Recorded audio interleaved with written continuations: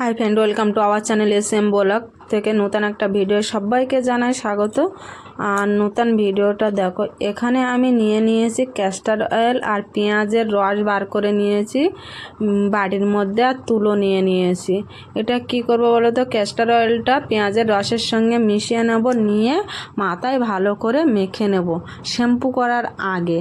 তো এখানে কিন্তু ক্যাস্টার অয়েলটা ঢেলে নিলাম একদম বাটিতে, অল্পই ছিল, তা যেটুকু ছিল আমার হয়ে যাবে। তা ক্যাস্টার অয়েলটা কিন্তু চুলের পক্ষে খুবই ভালো। আর পেঁয়াজের রসটা জানো তো, চুল পড়া বন্ধ করে, চুলের গোড়া শক্ত করে আর চুলকে মজবুত করে। তার জন্য কিন্তু পেঁয়াজের রসটা দিয়ে নেব, কারণ যাই দুই একটা হেয়ার ফল হচ্ছে, তার জন্য কিন্তু এই পেঁয়াজের রসটা দিলে খুব ভালো হবে। আর যেখান থেকে হেয়ার ফলটা হচ্ছে সেখান থেকে কিন্তু চুল গজাতে সাহায্যও করে। তার জন্য কিন্তু আমি মাঝে মধ্যে পেঁয়াজের রসটা ব্যবহার করি। সেটা তোমরা আমার প্রত্যেকটা ভিডিও যদি দেখো তাহলে বুঝতে পারবে।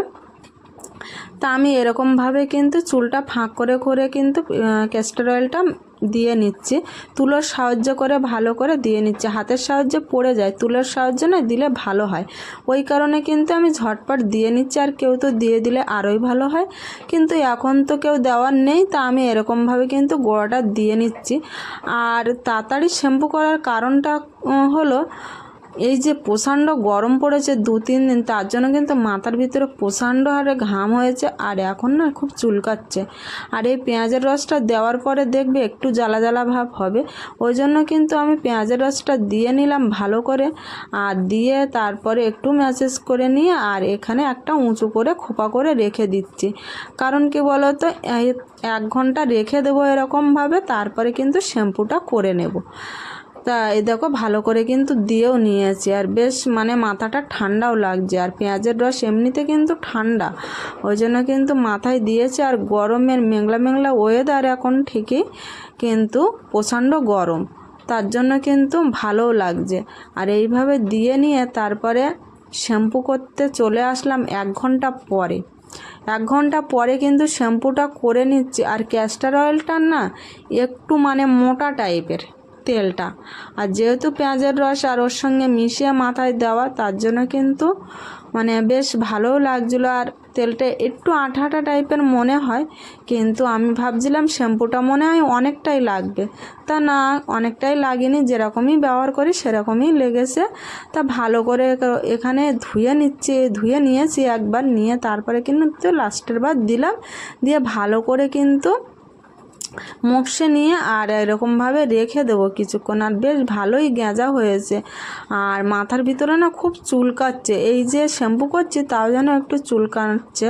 আমি আবার এই চুল ফাঁক করে করে একটু ভালো করে ঘষে নিচ্ছি, আবার নখ দিয়ে চুলকাচ্ছে। এবার নখ দিয়ে বেশিক্ষণ চুলকাতে থাকলে কিন্তু আবার জ্বালাও করছে, সব দিকেই সমস্যা। তাই এরকমভাবে দেখো কিছুক্ষণ রেখে দেবো, দিলে কি হবে বলো তো, তেলটা দেওয়া, ওই জন্য না কিছুক্ষণ রাখার পরে দেখবে একদম গেঁজা থাকবে না, ময়লাটা কেটে বার হবে। ওই জন্য কিন্তু আমি এইভাবে দিয়ে রাখছি আর শ্যাম্পুটা করে নিচ্ছি। কারণ কি বলো তো, আজ থেকে মেঘ ভাব, হয়তো বৃষ্টি হবে টানা 2-3 দিন সংবাদে দেখাচ্ছে, ওই জন্য কিন্তু তখন আমি শ্যাম্পু করতে পারবো না। আর ওই কারণে কিন্তু আজকে যতই সমস্যা থাক তাও করে নিচ্ছি। মাঝে মাঝে একটু হালকা হালকা বৃষ্টি আসছে, আবার থেমে যাচ্ছে, সেইভাবে কিন্তু বৃষ্টিটা হচ্ছে না। আবার দেখো রোদ্দুরও চলে আসছে, এরকমই হচ্ছে। তা আমি ভালো করে এইভাবে চুলটা ধুয়ে নিচ্ছি আর ভিজেও যাচ্ছি। কারণ কি বলো তো, গরমের সময় তো ভিজতেও আরাম লাগছে আর কি, তার জন্য একটু ভিজে গেলাম। তারপরে কলের জলটা টেনে নিয়ে তারপরে মাথাটা ডুবিয়ে আর এইভাবে ধুয়ে নিচ্ছি। আর এইভাবে উঁচু নিচু হতে না এখন যেন আমার কষ্ট হচ্ছে, মনে মনে ভাবছি আমি হয়তো কি মোটা হয়ে যাচ্ছি, তার জন্য এত কষ্ট হচ্ছে, মাঝে মাঝে এরকমই ভাবি। তা এইভাবে কিন্তু চুলটা ধুতেও আমার অসুবিধা হচ্ছিল একটু, তা অসুবিধা হলেও কিন্তু আমি আবার ভালো করে ধুয়ে নিয়েছি। আর এইভাবে ধুলে না ভালো চুলটাও পরিষ্কার হয়ে যায়। আর পেঁয়াজের রসটা তো আমি যেহেতু ছেঁকে নিয়েছিলাম, ওই জন্য আর পেঁয়াজের ছিবড়াটা আর মাথার মধ্যে নেই, তাহলে চুলে লেগে থাকতো। আর তোমরা যারা পেঁয়াজের রস দেবে, পেঁয়াজের রসটা কিন্তু ছেঁকে নেবে, তাহলে ভালো হবে। আর শ্যাম্পু করার পরে একদম পুরো গায়ে জল ঢেলে আর একদম ফ্রেশ হয়ে চলে এসেছি। আর একটা শাড়ি পরে নিয়েছি, কারণ নাইটিগুলো সব ভিজে, আর কি বলো তো একটু ঠান্ডা ঠান্ডা ওয়েদার আছে, ওই জন্য একটু শাড়িও পরে নিলাম। আর দেখো চুলটা না লম্বা গামছার মধ্যে কিন্তু জড়িয়ে যায়। আর বাইরের পরিবেশটা দেখো মেঘাচ্ছন্ন ভাব, কিন্তু ভাবছি চুলটা শুকনো হবে কি না, এটাই হচ্ছে টেনশান। তা সেই টেনশান নিয়ে ঘুমিয়ে পড়েছিলাম। আর ফ্যান চালাতে পারছিলাম না, কারণ ফ্যান চালালে ঠান্ডা লাগছে, বৃষ্টি হচ্ছে তো ওই জন্য। কিন্তু চুলটা দেখি না হালকা হালকা ভিজে আছে, তার জন্য কিন্তু বিকালে উঠে একদম চুলটা ছাড়িয়ে নিচ্ছি। যে গোড়ার দিকে ভিজে আছে, চুলটা জট ছাড়িয়ে নিলে হয়তো হালকা শুকিয়ে যেতে পারে, ওই জন্য না ভালো করে চুলটা আমি ঝেড়ে আঁচড়ে নিচ্ছি আর জ্বরটা ভালো করে ছাড়িয়ে নিচ্ছি। আর এত ঠান্ডা ওয়েদার, দুপুরবেলা ঘুমিয়েছি আর বিকাল হয়ে গেছে, তবু উঠতে ইচ্ছা হচ্ছিল না। তা মনটাও অত ভালো নেই, তা সত্ত্বেও কিন্তু চুলটা ভালো করে আঁচড়ে নিচ্ছি। আমার আবার প্রতিদিনের রুটিন শর্ট ভিডিওগুলো করতে হবে, আর এই টাইমে তো ভিডিওটা করা হয়, ওই জন্য কিন্তু এখন চুল টুল ছাড়িয়ে একদম রেডি হয়ে নেব। শাড়ি তো পরাই আছে, কোনো অসুবিধা নেই, ওই জন্য শুধু চুলটা আঁচড়ে একটু রেডি হয়ে নিলেই হবে। তাই এইভাবে কিন্তু চুলটা বেশ ভালো করে ছাড়িয়ে নিয়েছে, আর চুলটা বেশ ঝরঝরেও হয়েছে। আর গোড়ার দিকটা না এখনও শুকনো হয়নি, কারণ ওয়েদার এরকম খারাপ থাকলে কিন্তু চুলটা ভালোভাবে শুকনো হয় না। তা যতটা ভালো হোক ছাড়িয়ে নিলে কিছুক্ষণ খোলা রাখলে হয়তো চুলের গোড়াটা শুকিয়ে যেতে পারে, আর ঠান্ডা ভাবটা কাটবেই না, যতই শুকাক ঠান্ডা ভাবটা কাটবেই না। তো দেখো ভালো করে কিন্তু জ্বরটা ছাড়িয়ে নিচ্ছি, আর এইভাবে জ্বর ছাড়াচ্ছি আস্তে আস্তে। আর চুলগুলো না এত সুন্দর মোলায়েম আর এত সিল্কি হয়ে গেছে পেঁয়াজের রস দেওয়ায়, তার জন্য কিন্তু খুবই ভালো লাগছে আর নরম মনে হচ্ছে চুলটা।